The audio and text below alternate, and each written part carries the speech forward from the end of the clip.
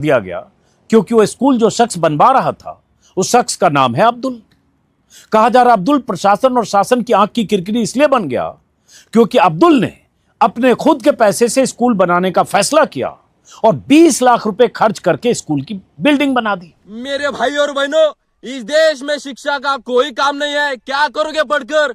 एक मुसलमान ने गरीब बच्चों को शिक्षा देने का सोचा तर इथल्या काही समाज कंटकांनी तिथं मदरसा चालू आहे अशी अफवा फैलून ती शाळा तुडवली। मला या प्रश्नाचं उत्तर सांगा की या देश खतऱ्यात आहे की या हिंदू धर्म खतऱ्यात आहे की या देशाचं भविष्य खतऱ्यात आहे। तुम्हाला डॉक्टर पाहिजे, इंजिनियर पाहिजे की या देशात साधू संत महाराज पाहिजे, सांगा मला। अरे अर्धे मंत्री तर शिकले नाही आहे, डिग्र्या नाही त्याच्या भाषे आणि ते शाळा तुडवायच्या गोष्टी करून राहिले। अरे अमेरिका, चीन त्या टेक्नॉलॉजी बाबतीत रेकॉर्ड ब्रेक करून राहिलं ना आपला देश आहे जिथं शाळा तुडवण्याच्या गोष्टी चालते। अरे येणाऱ्या पिढीला काय तोंड दाखवान, काय सांगान, काय उत्तर द्यान की आम्ही निवडलेलं सरकार हे शाळा तुडवत होतं आणि आम्ही तमाशा पाहत होतो। आम्ही पाहणाऱ्यांमध्ये नाही तर आम्ही करून दाखवणाऱ्यांमध्ये आहे, विरोधकांच्या जागी विरोध करणाऱ्यामध्ये आहे, हे लक्षात ठेवा। अरे या देशामध्ये काय चालू आहे? अरे शिक्षण प्रणाली मरून राहिली, जिल्हा परिषद शाळा मेल्या। या सरकारचं या गोष्टीवर लक्ष आहे काय? करून टाका सगळ्या शाळा बंद आणि लागा हरिओम हरिओम कराले।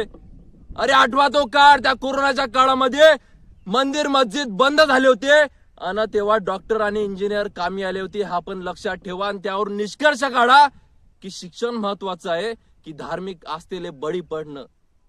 अरे या सरकारनं विचार न करता, माहिती न घेता त्या शाळेमध्ये मदरसा चालू आहे अशी अफवा फैलून ती शाळा त्या नालायकांनी, हरामखोरांनी तुडवली।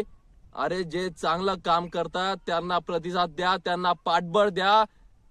एक चांगलं काम करतो कोणी तर त्याचं समर्थन करणं हे आपलं काम आहे, पण या नालायक सरकारनं त्या व्यक्तीनं उभारलेली शाळा स्वतःच्या खर्चातून, स्वतःच्या पैशानं इकून तिकून उधार करून पैसे घेतले आणि शाळा उभारली। पण या काही नालायकांनी तिथं अफवा फैलून ते शाळा वरून प्रेशर आणून ती तोडून टाकली। काय म्हणावं याला? यांच्याकडून शाळा उभा करणं होत नाही, शाळा टिकवणं होत नाही। आणि कोणी जर शाळा चालू करत असेल चांगल्या उद्देशाने, सगळ्या धर्माला शिकवण्यासाठी, तर हे नालायक लोक त्यामध्ये खुटी अटकवासाठी समोर येतात आणि असले काही प्रकार घडवतात। लाज वाटली पाहिजे थोडीशी।